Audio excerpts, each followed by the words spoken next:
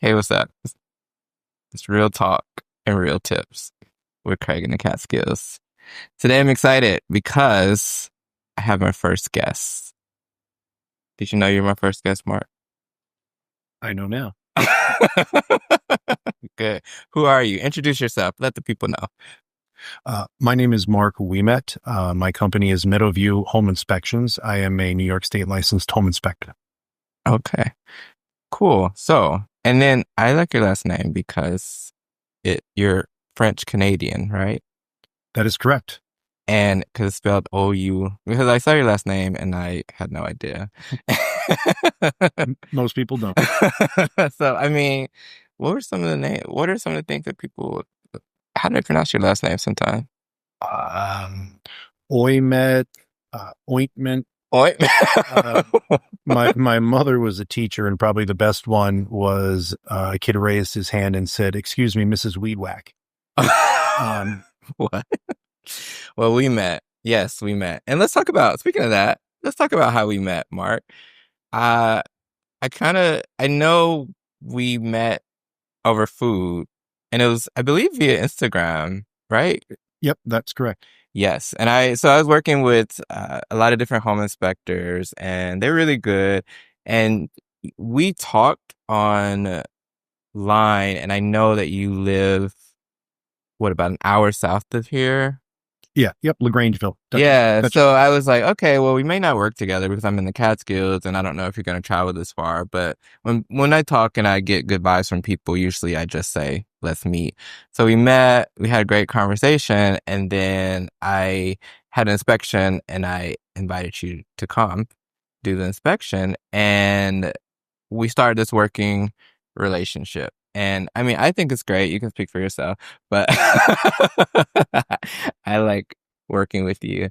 Um, and so just tell me a little bit about you. How did you get into home inspecting? Well, originally it was my wife's idea. Oh, smart wife. Yeah. I had for nearly 30 years, I had done a lot of construction work, from building brand new houses from the ground up, renovation jobs, flipped houses, etc. I was sort of getting a little tired of it. And she said, well, why don't you try inspecting other people's work instead? Oh, wow. Yeah, I mean, she's smart. And you say you built houses before. What type of houses were you building, or where did you build them?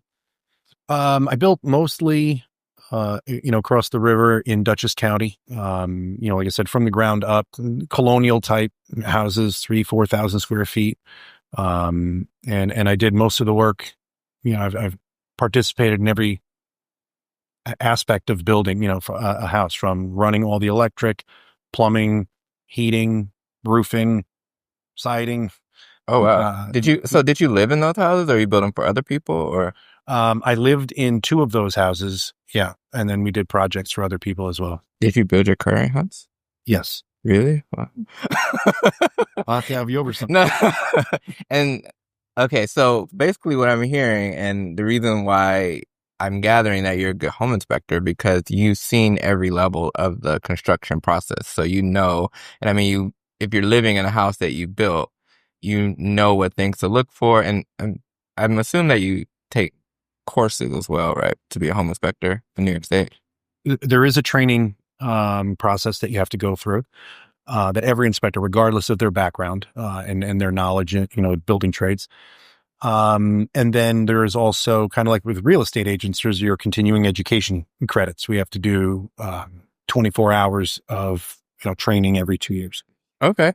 And then, so with home inspection, how do you usually find your clients? Most of the time, clients are referred by real estate agents, but I do have a website. I have, other, as you know, social media, and stuff like that. So I'm also part of the Dutchess County Association of Realtors. So Oh, I that's get a smart. little, I get a lot of publicity that way too. Um, like I said, I do have a website and so on. So they come in from various places, but primarily it's real estate agents because most people don't have, a home inspector on speed dial, and they trust their agent. That they say, listen, I don't know who to call. I could look at the phone, but well, the phone doesn't exist anymore. I But mean, but I same could thing. look online and read reviews, but typically they trust the agent that they're working with. Okay, I had a client one time that found me online, but they read somewhere that they should not trust their agent for the home inspector, right? And she ended up going with a different home inspector, and he was not the nicest guy to her, and she did not like the customer service that she received. And what I was telling her, my job is to get you information, not I don't want to hire an inspector that's just going to tell what the person wants to hear. I want them to get the good information. And let's talk a little bit about that, because I don't know if you've encountered this sometimes as well, where clients may think like, oh, well, the home inspector is just they're going to give information, but they're not going to say something too alarming because they want the deal to go through for the agent. Because if it doesn't say a number of times, then that agent may not call that home inspector back. Have you dealt with anything like that in your career, or? A little bit.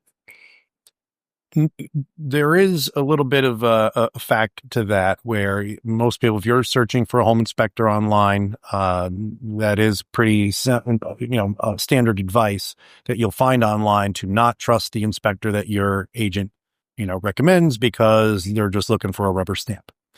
I can tell you that that does happen from time to time. Mm-hmm. But thankfully, the vast majority of the agents I've worked with, like you, they just want the truth, Right. and that's one of the reasons I love working with you, is I know that I can do my job. I don't have to feel like I'm holding back and then I'm sugarcoating, and so on. Yeah, I can let the clients know this, here's what's going on with the house. And, I know you and obviously some other agents I work with, they don't want their client upset 6 months down the road. Right. It's not worth it, right? It's not worth it. If it's not this house that works out, it'll be the next one, Exactly. I know you guys work hard, to get clients to that point, to find a house that they like, and, and so on. And so, yeah, there are some agents out there who, they come in with that idea of, don't blow up No my bad deal. news. Don't, right. And honestly, I don't want to work with them. Yeah. If you don't want me to be honest and do my job properly, then see you later. Go find somebody else. Right. And I mean, the thing too, and the reason why I really work with you a lot and value the relationship that we have, is that uh, I hire you. I mean, I don't hire you. The agent hires you, but I call you or refer you, I should say. And I know that you'll do your job. You'll stay in your lane. You'll give all the great information, but also your delivery is very crucial, because information is out there, right? I work with a lot of clients that a lot of times their first time, one, buying a house. When I say house, like they've been living in the city, they've been living in an apartment, and then a house in a rural area, which can be completely different than a house in the suburbs or a home in the city. So a lot of times it's just things that they don't know. And I think since you're a teacher as well, I call it the bedside manner. It's really helpful and it's really great because you can give information, but in a way that people can comprehend it and understand, right? Yeah. And, along with my love of doing home inspections, and I really, really, do enjoy, looking at other houses and other areas. And that's one of the beauties about the job, is you get to drive down roads you'd never in your life go down, Right. or go to towns that you've never been before, and just get to see the countryside or the cityscapes. Right. But the teaching piece, right, it still is a big part of me. um it's in my blood. I like to educate. And so I don't look at a home inspection as just, well, I'm here to check off a bunch of boxes and give you some, rinky dink report. I want the client to understand how the house works. I want them to, be able to identify the different parts. Here's who you have to call for this. Here's when you're going to need to do this. I just did an inspection 2 days ago where the clients had no idea what, like, automatic delivery for propane fill up Was. Yeah. So I had Okay. to, explain, that whole thing. And client from the city who, very, very nice people. They've run on natural gas, the whole time. And just didn't know how the whole propane thing worked. So I I mean, it's could, definitely a learning curve because when I bought my house, I had never heard of heating oil. So I yep. should have hired you. Um, right. And, you don't have to worry about getting a natural gas delivery, right? For the listeners out there who live in cities, you don't worry about it. It's just piped right into your home and there's a meter to measure how much you're using. Here out in the country, you gotta pay attention. And when you're running low, you got to call to get, a fill up, or you can be put on automatic delivery. When they monitor it for you, they kind of learn your usage and, they'll know about when you're due for a fill up. Same with oil as well. Yeah, one time our oil tank was basically on E, and luckily we had that automatic fill up. And I guess they have some great algorithms or something, but yeah, thankfully they were there because it was one of those super cold winter days, Mm-hmm. and we would have just been frozen. So thanks. No, but it's really important to know those things. Definitely. Is it so? I know when I work with you, a lot of the clients that we work with together are from the city. And a lot of times there is, say, a learning curve or just a difference. Do you find that, like, do you go in thinking, like, all right, how am I going to educate this person? Or is there a method behind this that you have? Or you, Yeah. So as you know, almost all the time when I get referred, for a job, um, I talk to the client over the phone first. That usually takes anywhere from 30 minutes to an hour phone wow, conversation, where I explain. First, I ask a handful of questions such as, "Is this your first time buying a house?" because that makes a difference. Exactly, and believe it or not, more often than not, the answer is yes. Yeah. This is our first house. Um, so, that's kind of question number one. Okay. Do you have any questions for me before I explain to you, what's about to happen next? Cause it is a whirlwind at that point. You know that very well, that at that point, they've just gotten their accepted offer. There's contracts to worry about. There's inspections to worry And about. it's There's probably other offers that are competing. So it's very like often, time. right? Yeah. Very often bidding wars and secret ballots and, everything else. Right. So, um, yeah, it's a whirlwind. So I like to sort of prep them for all of that. So then I go through and I say, well, here's what an inspection looks like. Here's what I do. Here's what I don't do, because there are some things, beyond the scope of a standard home inspection. Like we don't tear down walls, and things like that. But Thank goodness. yeah, uh, but I want them to understand, basically what it's going to look like and what I'm going to do. Um, I like to take my time so that they don't feel rushed, that there are no surprises. I want them to be comfortable going into the process. And then, of course, certainly even more comfortable coming out of it. Definitely. That's the big thing. And, to your point earlier, sometimes, yeah, we do find some scarier things. Yes. The bigger piece to that is, so number one, no house is perfect. I can inspect a brand new house that no one's lived in yet, and I promise you I would find some things wrong with it. Obviously they're not going to be major, but the main idea is to not only just point out the deficiencies, but to then provide some type of scope in terms of possible solutions so that they have an understanding of, okay, this sounds awful. What are we looking at? What would the repair possibly entail? And Right. sometimes there are various levels, and of course various costs. That's usually the big thing that people are worried about is, how much is this going to cost? And one thing that I've noticed that you do a lot, it's kind of like it's a scale of how important something is. Mm, So I remember one time things come up, right? And there can be a certain issue that's like, all right, guys, you all need to fix this like today. And there's some things it's like, okay, it's an issue, but maybe you have to monitor it. and maybe it'll need to be fixed in 5 years or 10 years. And I believe, and not just believe, I see that that helps so much because you can just see, like you get that report, it can be scary. And especially if you've never owned a house and you see all this red and you see that. But when you explain to them, like, yes, this is an issue, but you don't have to address it tomorrow. Address it when you've moved in, you feel at home, and then maybe check it out. And when you have a little bit more money saved or something like that. And I value that because the information is there. A lot of inspectors give you that report, right? But you take the time to, one, make people comfortable with you, and they trust you, but even before you get there, because you do take that extra time to talk to them at the beginning. And then once things come up, you give them like a complete guide on, all right, fix this now immediately. And then this you can fix later. And you could just see the sigh of relief from people, and they feel like, okay, I can do this, instead of like, oh man, this house has so many things wrong with it. It's going to take all of our money. Because, I mean, it's a lot of older homes in this region, and they have a lot of character, but they also have a lot of things that sometimes need to get addressed. So it really is helpful.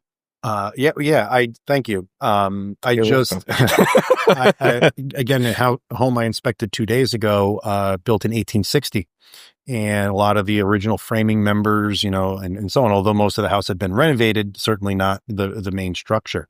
So there are some things to consider with that type of structure. The other big thing that I try to explain to people, and so anybody listening out there thinking about buying a house, or in the process of They all are. Yeah, I know. Is you want to create a master plan before, as close to a master plan as you can, before you start doing your projects. Number one, it's going to allow you to prioritize your projects, and in terms of cost, or what you want to do or what needs to be done.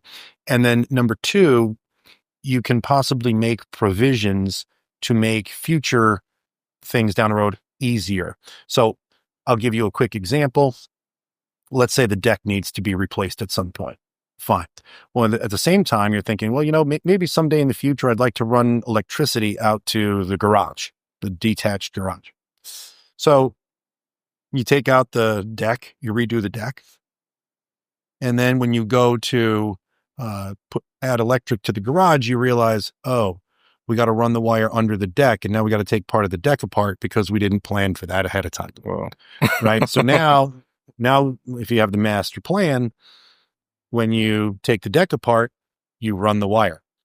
It's not that, little, if they're cheaper, or at least how about the empty conduit with a string going through so that you can pull the wire through when you're ready. Conduit's cheap. So for, a couple $100, you can make the provision to make that electric line a lot easier to do later. So, I mean, that's just one quick example. Master plan, Marc.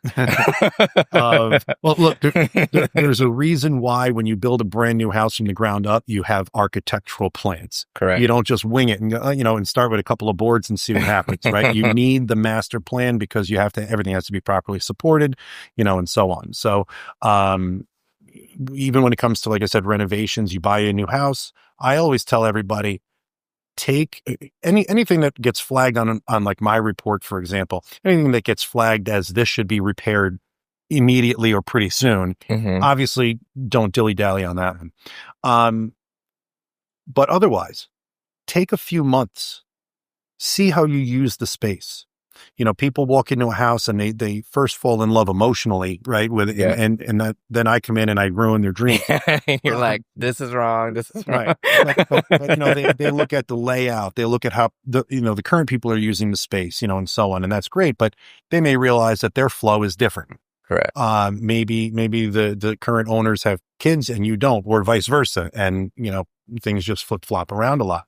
So I always tell them, see how you use this space. Then start to make a wish list as well. Mm-hmm. Not just, hey, here's what we should be doing, but what would we like to do? Right. And incorporate all of that into a master plan. You should probably take almost a year. Wow. To really, to do that, and then start chipping away. Yeah. And something that I realized too with that in real estate, because I remember sometimes I would go in houses and like my sister is a licensed general contractor and has built homes. So I have a greater knowledge than the average person of what a home should be or things that are wrong, right? Because I've shadowed her. So I sometimes would go in a house and I would just think like, oh, you don't want this house. It has foundation issues. But I realized that it's not what I think is best for the person. I can't determine what someone else can handle, right? And my value is to give them the information. So if that foundation does have a crack in it, yes, I need to let them know. When I say me, the inspector, let them know. But I can't determine what their bandwidth is on what they can handle or what they can afford to do. Yeah, that's exactly right. The hardest question that I get, it comes right at the end of the inspection when a client asks me, "Would you buy this house?" And I appreciate it. I understand why they're asking it. I don't blame them for asking. The hard part in answering that, and I tell them the exact same answer every time.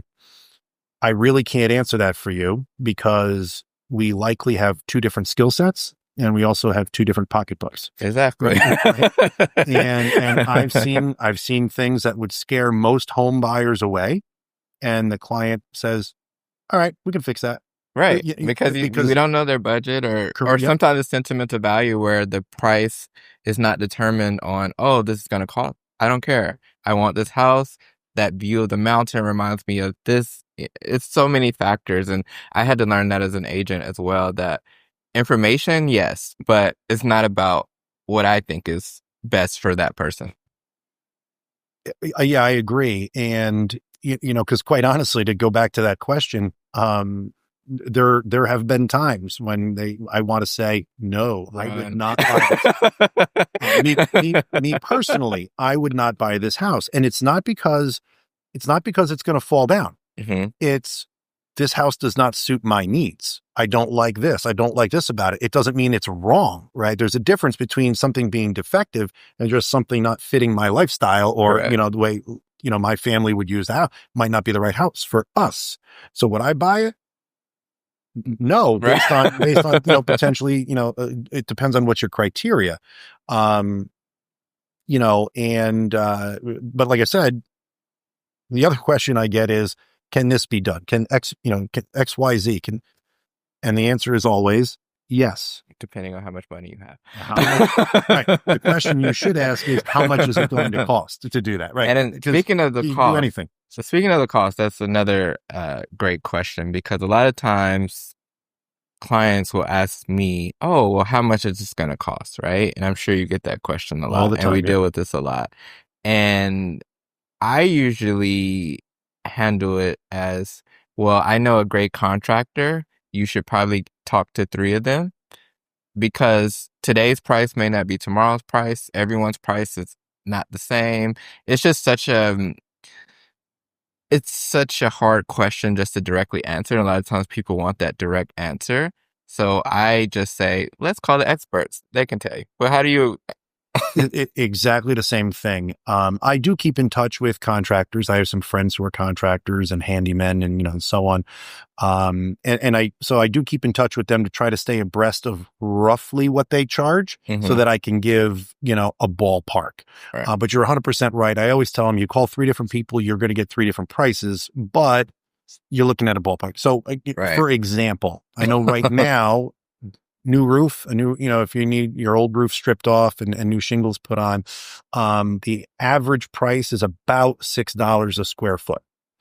So now, could you find somebody a little cheaper? Probably. Could you find somebody a little bit more expensive? Sure. Always. But at least you have a ballpark, right? Of, okay, so I'm looking at 15,000, not 5 or not 30, right. You're looking somewhere in that ballpark. I try to do that at least a little bit where I can, just to help put their mind either put their mind at ease or stress them out, right? Or scare them. Have them run for the hills. But you know what? If that's what it's going to be, it's good to know. Yeah. Right? It's good to know now. Okay, you know what? This just needs too much. Let's move on. And so on. But I agree with you 100% that you really should be asking the people who are going to do the work. Right. because the other issue becomes what is the exact um, prescription for the problem. Now, obviously, in the case of a roof, you need a new roof. We know what the Right. prescription is, right? Okay. But let's say there is Foundation issues. yeah, some type of foundation issue. You might get three different contractors that give you three different solutions. Maybe one guy wants to do, A, the other guy wants to do B, and the third guy wants to do C. And I can tell you now, they're not all going to be the same price. Right. And of course, now it boils down to, okay, well, now which solution should I go with? There are layers here. But it, ultimately what it boils down to is you want to have a contractor who's going to stand by their work. Whatever option they pick, they're going to stand by their work and make sure that they do right by you. Right. And one thing that I've realized too, and the reason why you always get calls from me, is that we're both really good at staying in our lane in terms of, because sometimes we've had situations where, say, there are some pretty major issues that come up, and the client may ask you about, like, oh, well, how much of a credit should I get and all that. And I remember one time you said, well, I default to Craig on that because that's a real estate. And I mean, so what's your thinking behind that? What made you feel that way? Well, right. So those are two different questions. I mean, they sound like the same question, right? The two things that you were just talking about, they sound like the same question in terms of, well, how much is it going to cost to fix this? Right. And then how much credit do you think I can get? Obviously, they're expecting both of those two answers to be so different answers. Yeah. What it's going to cost and what you think you might be able to get as a credit, you can answer that question better than than I can. Right? And that's exactly why I say, look, I know that every real estate transaction is different. Mm-hmm. And it partly depends on it. I'm not educating you on this, obviously, but has this house been on the market for 6 months? Is this the only offer, in 6 months? You might, right? You might maybe got a little bit more leverage here. And exactly. Or no, there are 8 other bids. So right? good luck with that credit. What do you think? How much credit? Nope, sorry, we're going to go to the next. Yeah, and sometimes people assume that if something, and I think because a lot of our clients that we work with together have lived in a city where if you're renting an apartment, it's up to the landlord to fix it to a certain standard. But when you're buying a house, that's not the equivalent. Like, it's not at all. And sometimes people think like they're going to go through with blue tape and get every item fixed. And I mean, unless you're getting a new build and the builder is the one selling it to you, and even then that could still, it depends on how many people want that house, but that's rare in this region to get a new build. So it's usually not the case where you can walk through with blue tape and say, all right, well, that outlet's broken. That's what they call the punch list, right? Exactly. Which, correct, in new construction, you have your final walkthrough, and you identify, a couple of things that maybe don't fit the contractor didn't do it quite right, or to spec based on the contract, and so on. When you buy, an existing house, there's absolutely no obligation for the seller to go back and fix anything. The other thing I guess I could point out with this as well is that I do get this question once in a while from a client on the phone, before we do the inspection, and they'll say to me, well, what if it fails?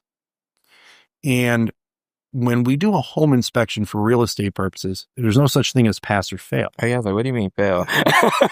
what they're conflating a little bit is when a building inspector who works for the town, they're the ones who oversee building permits. So when a contractor or a homeowner applies for a building permit, depending on what they're building, there's going to be an inspection schedule as to when the building inspector needs to come out and what they need to see. And at each one of those stages, the building inspector either passes it or fails it. If it fails, then they have to fix, the contractor or the builder has to fix whatever the building inspector wanted fixed. Right. As a home inspector, we're inspecting stuff that's already built, not inspecting while it's being built, right? Though that's the distinction. we don't fail it, right? I can't condemn a building. I And don't that have that wouldn't be in your authority. lane. Yeah, exactly. Right.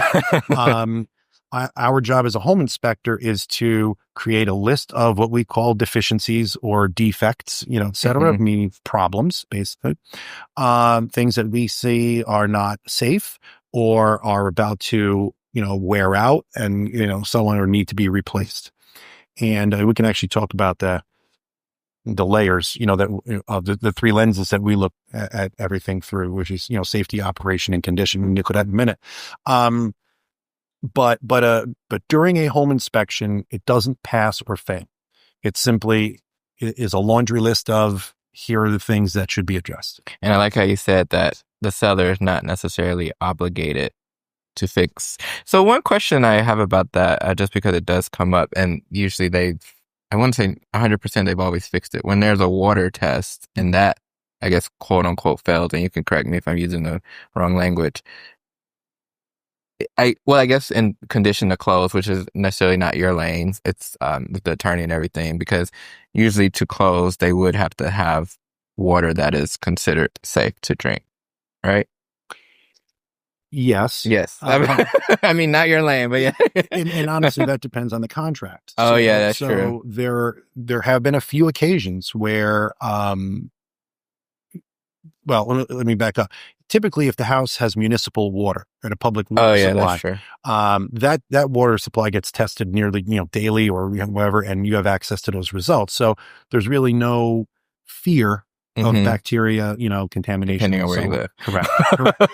Correct. For a house that has a well, private well, now we have concerns. That water is not being tested every day. You're the only one, testing it. So, And it's surprising how um, many homeowners live in houses with water that fails.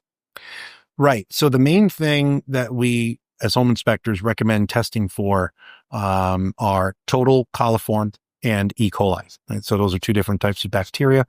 And, because that's one of the biggest pollutants, really that out there. You certainly don't want to be drinking water with bacteria in it. There are a lot of other things that could be in groundwater, and occasionally, homeowner or home buyers will ask me to test for those as well. The problem is that the tests become a little expensive, Okay. and what a lot of clients will do is they'll say, what, once we move in, assuming the sale is going to go through, the transaction goes through, then we'll spend a little bit Yeah. more money to test the water, which I think is somewhat smart. Hmm. I know that buying a home is always more expensive than you think it's going to be. So much more. And, I'm on the end of where, people are looking at shelling out hundreds, sometimes over $1,000 on a home inspection, a septic inspection, a water test, a radon test, a chimney inspection, and so on. And they're looking at spending a lot of money before they've even bought the house. And then they're afraid, well, what if I walk away? I lose, Yeah. I'm out a bunch of Or money. sometimes they may get Um, beat out with another well, offer or something. Yeah. exactly. And that's your lane. Yeah. So, so I get why they're a little hesitant to drop a whole bunch of money on a deal that may not work out. Right. But once they're in, then okay, we know that at least there was no bacteria in the water. What? Let's take a look at what we're working with. Yeah, we Beyond can that, figure out the other things along the and way. yeah, and I will say, I would say about a third of the time, wells come back with coliform. Yeah, it seems like it's so common lately. Yeah. Like every test's been having it. Yeah. And there are a lot of reasons for that. It's not necessarily the well water itself. It could be obviously the well water. It could be the plumbing lines. It could be, there's other places to harbor bacteria than just um, in the well itself. Hmm. The big one is E. coli. Mm. And I've had that a couple times, where E. coli in your well water is typically a sign of contamination from basically fecal matter, whether it's from your own That makes septic sense. system, a neighbor's septic system, some type of runoff, where from other animals. Typically, I'm not a water expert. And so if that is found, usually, from my knowledge, and this is your lane, say E. coli is found in the water test, what would the homeowner do to get rid of that usually? the whenever you find bacteria in a well, the first thing that they're going to do is basically what they call shock the well or sanitize the well. Okay. Kind of like shocking a swimming pool. And we can, you don't have to go through the whole process, Yeah. but that's what it's called. You can look it up. They actually show you how to do it online. If that doesn't work, hmm then there are a few other options. Number one, some people will put in a UV light in the plumbing system, usually down in the basement, so that all the water passing through the plumbing system goes through this ultraviolet light first, which will kill the bacteria. Got it. Some people aren't thrilled with that idea, because what if the light stops working, and so on. And so obviously the most expensive route is to drill a new well in a separate location, far enough away, from other possible contaminants. But drilling a well is not cheap. Yeah, but like you said, it depends on the person's pocketbook, what they want to do. Exactly. So we were talking earlier about the three pillars of a home inspection. So what are those three pillars? So the three lenses as a Three home, lenses. same idea. But as home inspectors, no matter what we're looking at, whether it's a roof or a water heater or a set of stairs, we look at everything through three lenses. The first is safety. That's our number one, priority. Number two is operation. And then number three is condition. So let's use the water heater, for example. There are a few safety things that we look at with water heaters. One, of course, being the temperature and pressure relief valve. Okay. You want to see that installed, on every water heater. So, okay, great. We look at it from the safety checkpoints, all check out. Great. Now, number two, is it operating? So, am I getting hot water at the faucets, right? Great. You got hot water. It's working. And then finally, number three is now what condition is it in? Right. So you could have a water heater that passes all the safety checks, that's working and producing hot water. But by the way, it's, 22 years old, it's rusty, and it's going to go any day now, right? Like grandma. So, yeah. The ironic, it was crazy. I couldn't believe it. The oldest water heater I have inspected was about 35 years old. Wow. And it was still what brand was that? Not trying to plug a brand here, but I didn't come prepared. But it was, you said how, 35? About 35 years, if I remember. Yeah. Wow. That's like my age almost. Yeah. It was a couple of years ago. I think it was built, it was from 1989. Wow. And still going. That's impressive. And that's the thing. Sometimes, like, a lot of times people go in houses and they think things are older and it's bad, but sometimes things can be well maintained, or some people just really bought some really good products. So it's not necessarily just the age of something all the time. So it's good that you look at it different ways. Correct. And that's part of what we report on. That is our duty, right? Is to tell you the age of the water heater, the furnace, the air conditioning system. A lot of those mechanicals come with manufacture dates on them, or most of the time it's encoded in the serial number. It doesn't just, there's no born on date, stamped on the bottom. The birth certificate. Right.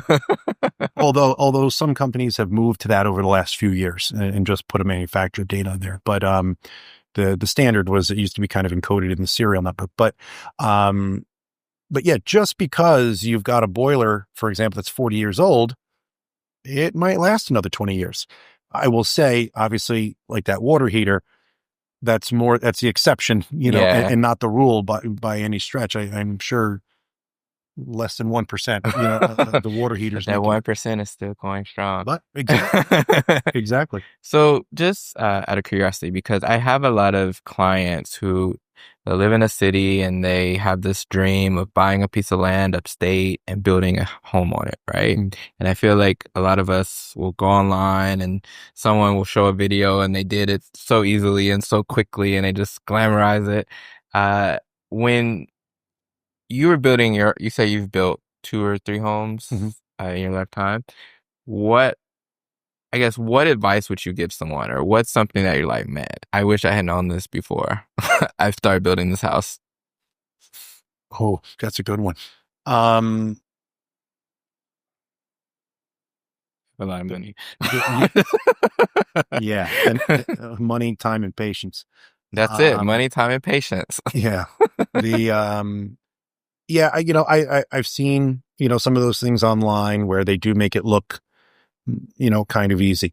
Those people clearly have a skill set, Right. and that's the thing. I'm going to warn everybody right now. You are not going to learn enough about, household electricity to be able to wire a house, from start to finish, with, a 1 week course. And There's electricity just seems super dangerous there too. are way too many codes, um, that even if you understood the basics of, series circuits and parallel circuits and all of that, and how to wire a switch and a receptacle, there are still so many other areas where you could use the wrong gauge wire. You could use the wrong breaker. You could not have certain things, certain distances, required distances, and, different codes for how far the minimum or the maximum distance receptacles can be on a wall. I And, see your teacher science coming in. I love it. and, it, So what I'm hearing is hire an expert to do that. yeah, if you know zero, about electricity, for example, don't think you're going to pick that up on YouTube on exactly how to wire a house. And if you do, I'm not saying it's impossible, because there are a lot of great educators out there. I've seen them, on YouTube myself, and they do explain things very well, and they show you. I'm not trying to knock them. They are very good. Yeah. But every situation is unique. And so the only problem with that is you don't have the feedback loop. You can't ask a question and say, okay, well, wait a minute, I ran into this problem. And that's the thing, not to cut you off, but that's the thing that I've witnessed so much, because someone will say, well, this person did that. Wonderful.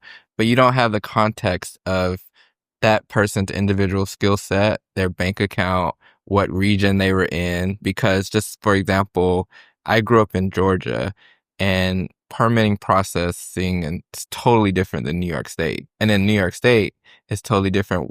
Like even where you live in Dutchess County is completely different than Greene County in terms of offices being open, hours, how many people are dealing with permitting. So there's a lot of factors that when you're just listening to someone online, that context piece is out of it. Correct. And here's one. And there's going to be a lot of other things. One, for example, you got your architecture plans in your hands. You go down to the building department, and you say, I want to apply for a building permit. Okay, great.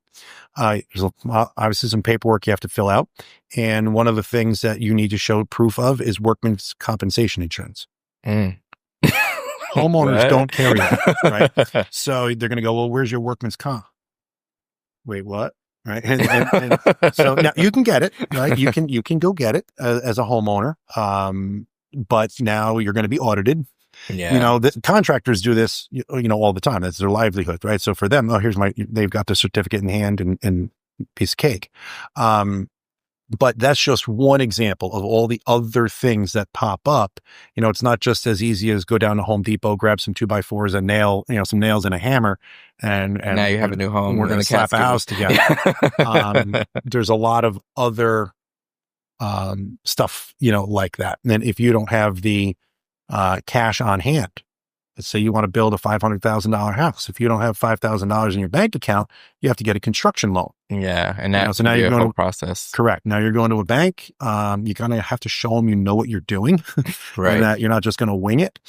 And then they check with you every step of the way. And I mean, it's a lot bigger. It's a lot bigger process than people realize. Yeah, I've been through it. Yeah. Yep. And so not only is the building inspector coming out to inspect your work, the bank is coming out because they don't want to take any risk. Yep. They don't release the funds until they're satisfied with the progress. Right. So you can really get yourself in a bind. As a matter of fact, I have a neighbor who is in the process of trying to build a house, and it's been well over 6 months, and it's been at a standstill because some of the loan stuff, they're struggling with that. Yeah.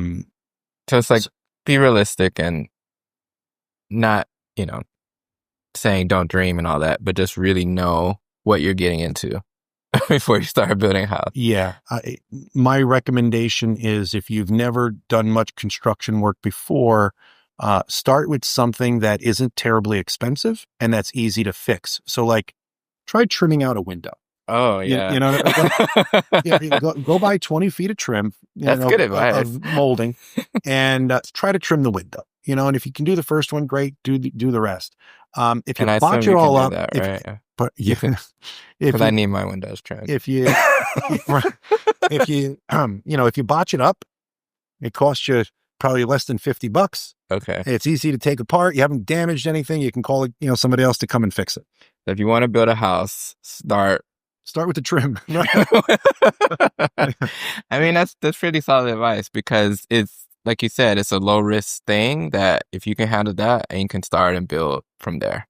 Yeah, if that's your ultimate dream, is I want to build my own house someday. My recommendation would be work with other, get some experience, with friends, family, and so on. If somebody needs something done, so, you know what? Can I take a stab at that? Tile a floor. Oh That's yeah. another way. Tile can be expensive, but you want to try your hand at it. Go tile a floor, and if it works out, great. If they start coming loose or they crack and you didn't do it right, well, rip them out and call somebody to come and fix it. But at least you're not spending. You're not getting in over your head. Right. Is kind of it's still fixable. Plumbing's a little tricky. You end up with some leaks that then damage a lot of it. That can get expensive really fast. But I mean, I think the window trim and then the tile, that's solid advice. But I yeah, didn't I think would like say that. spend a bunch of time building up your skills, before you jump. Like let's do a swimming analogy.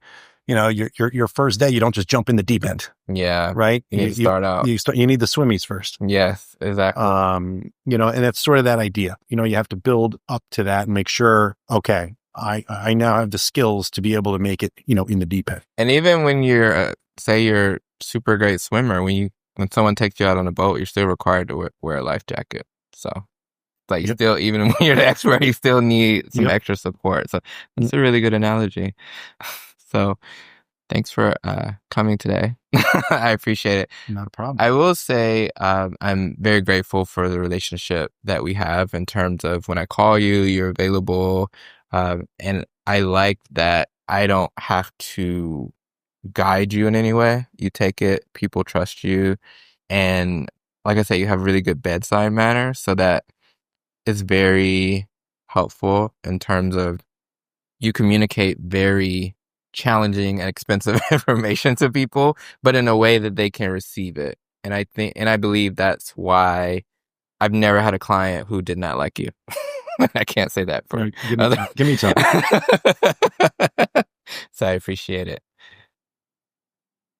No, well, and I appreciate, working with you and, and everything you do. You definitely help prep the clients as well, for what's about to happen next, and so on. And, other than, I guess, that one person you mentioned, they trust you. And I always say that to everybody. If you don't trust your real estate agent, why are you working? Why, with them? Right. I agree. And there, look, there are bad apples in every profession, right? Or sure. But most of them are good. Yes. And then just focus on the good people. So thanks for coming and my pleasure. Hope you had fun. Absolutely.